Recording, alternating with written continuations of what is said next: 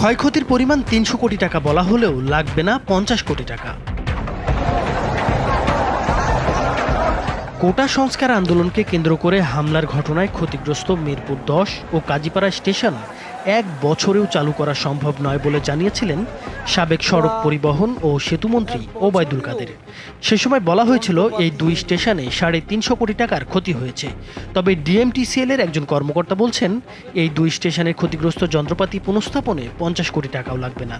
তাছাড়া এ দুটি স্টেশন বাদ দিয়ে বাকি ১৪টি স্টেশনের মধ্যে মেট্রো রেল যে কোনো সময় চালু করা সম্ভব।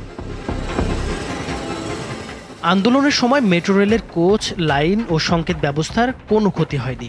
তবে মিরপুর ১০ স্টেশনে কম্পিউটার ও স্বয়ংক্রিয় ভাড়া আদায় ব্যবস্থা ক্ষতিগ্রস্ত হয়েছে। এছাড়া যে নিয়ন্ত্রণ কক্ষ থেকে ট্রেনের আসা যাওয়া, সংকেত ব্যবস্থা এবং চালকের সঙ্গে যোগাযোগ হতো, সেই কক্ষের কম্পিউটার ভাঙচুর করা হয়েছে।